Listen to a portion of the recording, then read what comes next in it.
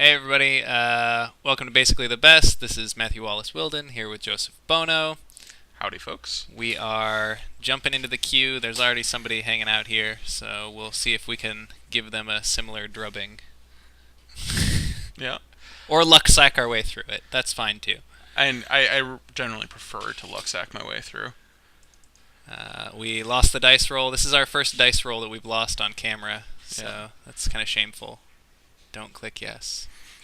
always have to read that. God, that question is terribly worded. Yeah, Leads with swamp.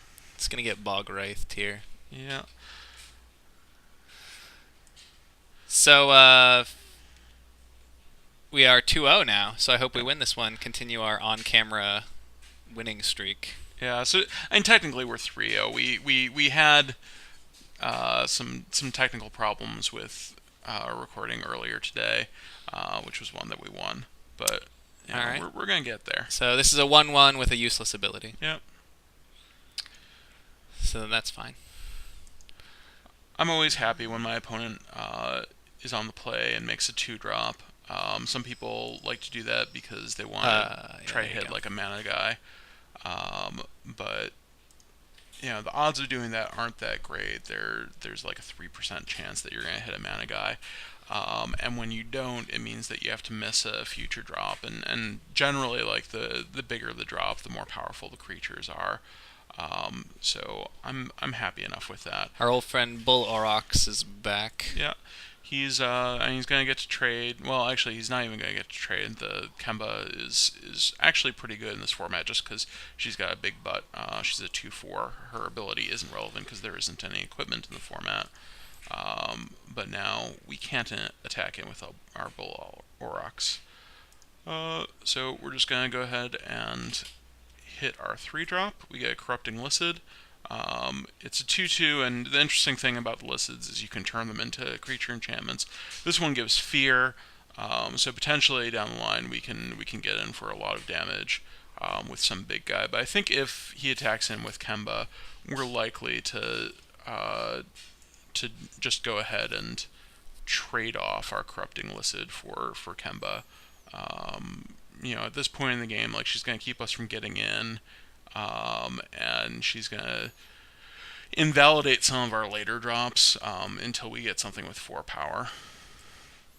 And at this point, like we also, now that he has this fledgling dragon, which is going to be a clock for us, we definitely don't want to take damage that we can avoid, and we want to be able to get in with our crappy little guys. Right, right. So we've seen a lot of creatures have, somewhat useless mechanics. The guy at a Kamigawa block there, the spirit, never playing spells, useless. This fledgling dragon with threshold. Threshold is a great mechanic in Momir because it's very rare that you don't get a game up to 7, in your graveyard. Yeah. So like, Yeah. So I mean, like on his second 8-drop, he's gonna hit threshold on that guy, and he's gonna turn into a great big dragon.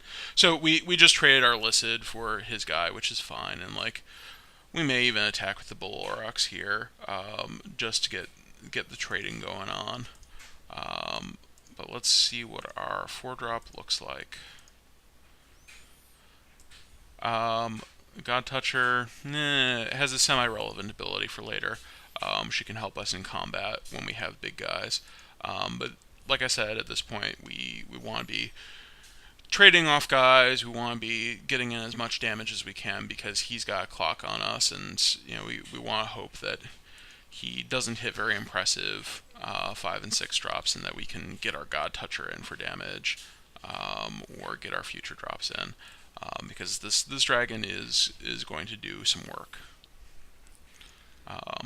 And like the best thing for us would be, on our next drop, hit Baneslayer Angel and just be able to go town. But I think that's always our goal. So he gets an ambush party, which is going to get in, and we can't profitably block here, which is unfortunate. But like unless we had all of our guys left, we wouldn't be able to profitably block, and even then we'd be trading 2 for 1 because we had a 2/1 and a 2/2 to go with this 2/2. So not the best of situations. He's got a good clock on us. We don't have a clock back for him. Shield bearers. is not that fantastic. So, and we just simply can't take hits from this guy. So I think we're actually just going to hold back and trade our shield bearer for the ambush party. So we have to double block because it has first strike in order to get the trade. Right. And he probably just sits back on it because it's not that great for him to trade his ambush party for R3/3 when he's got this guy, and like this is an excellent defensive creature. Let's go ahead and yield to that. I wish there was a way for us to say always yield to any Momir Vig avatar, but you have to reset those each time. So he's getting in with his guys, which is fine. Like he's definitely the aggressor here, and this just means that like we're more likely to have to double block the Tree Spring Lorien and trade off at least one and probably two guys for it. So continue to not be in great shape, but like as if we hit a flyer, we are back into this almost immediately.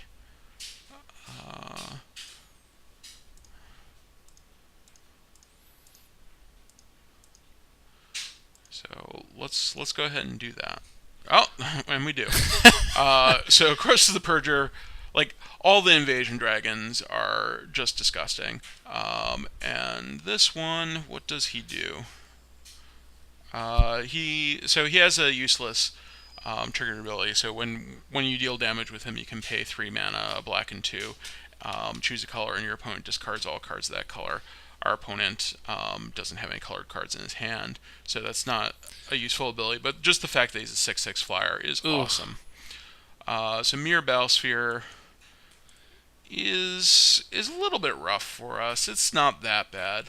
Like he basically gets to dome us for 4 and attack with a 8/7. That seems pretty bad. And like if we get a 5 power guy on our next drop, then we can just block with the God Toucher and the 5 power guy, and we take 4, but we're still stabilized. What we don't want to do is have to trade off Croesus for it. Right. That would be really bad. So like we need to hit a 5 power guy here. Like our other option is to only hit a 5 drop, keep up the mana for the God Toucher to prevent damage to Croesus. That doesn't even trade with the Battlesphere, right? Like it's and like we double block with these two, but then like he just doesn't attack, and we get screwed. But so we get the Tressorhorn Sky Knight.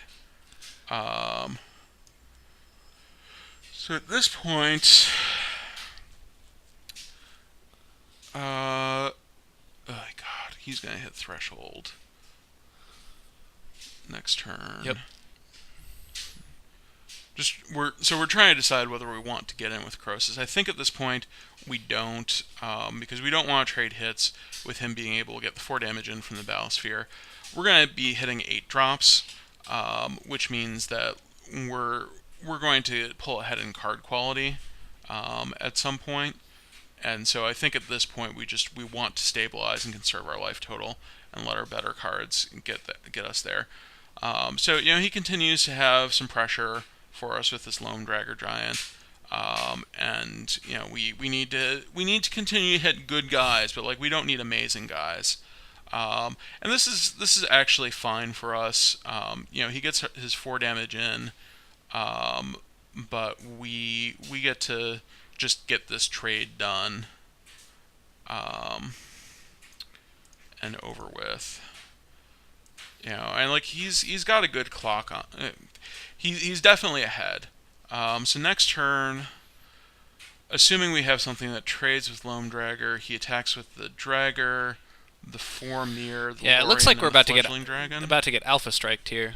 Yeah, it's not super good for us. On the plus side, we have plenty of time on the clock. Oh, that's a good one. Oh, huge blowouts. Yeah.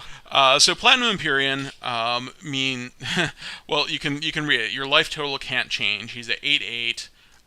We're not going to pay for the triggered ability. So he's an 8/8 that means that we're not going to lose any more life. So we're definitely stabilizing. So our opponent passes with Fledgling Dragon untapped. Since it fire breathes now, it means that if we attack with Crosis, he blocks and pumps. I don't think we want to do that. Let's hit our 8. So, and we're definitely still hitting 8s because like we're behind. If he comes up with an answer for one of our Platinum Empyreans, we're in trouble. Oh, this game is so lulzy sometimes. Gosh, can we attack with a Platinum Empyrean? I mean, I don't so think like we if we attack with one, right? He trades his one of his 5/4s or his 7/6s and a couple of mirrors for it, right? Yeah, and like he probably trades the Lorien and 3 mirrors for it. It's so like some of his 8s are outs to both of them, like so Hoverguard Sweepers would sweep both of them off. Cataract Leviathan would sweep both of them off. Yeah. But there are also other 8s that they're not answers to both of them. Like if he gets the Inferno Elemental from Ravnica block. The Living Inferno. Living Inferno, thank you. We're kind of in trouble. So he's going to get to destroy one of our lands. That's fine. I think we actually just go ahead and play a land pass. And continue to make 8 drops. And so he left. So he held back a land a land in hand the previous turn, which was sort of weird. He should have probably just played it. And this turn he played a land, made a 7, left a mountain up. So holding back the land was actually fine for him, and we should have done the same because it lets you make a more educated choice on the next turn about which land you play. And I don't think there are any 7s that make you discard a card. Okay, so we just found a win condition, actually. So Tolarian Serpent has a non-optional upkeep cost of milling yourself for 7. So we've got him on a 6-turn clock from that, which may be enough. That's faster than the other clocks we have. Which are non-existent. Exactly. He also tapped his mana wrong. He did not leave up a mountain this time, so we can get in with Crosis. Is there anything with green mana over there that we just are not reading correctly? No. I'm a big fan of rereading cards instead of making huge play mistakes. Relevant ability. Dragon doesn't. Home Dragger is a vanilla. Fault Grinder is a virtual vanilla. Yep. Oh, actually, it's got Trample. It's not a virtual vanilla. And vanilla 7/7. All right. Vanilla 7/7 virtual. Okay, so the plan here is play an 8. Yeah. Get in there, or get in there, play an 8. Do we even care about playing 8s at this point? How are we losing this game? It's a great question. We're losing this game to like Hoverguard Sweepers, Cataract Leviathan, Avatar of Woe. Yeah, I think over multiple turns, or us like wrathing our own board. That's actually true as well. Yeah, I think I'm interested. I think we're interested in getting in with Crosis, punishing him for leaving the wrong mana untapped. Yep. And then just passing and then hitting 9s. Yep. Like 6s aren't going to be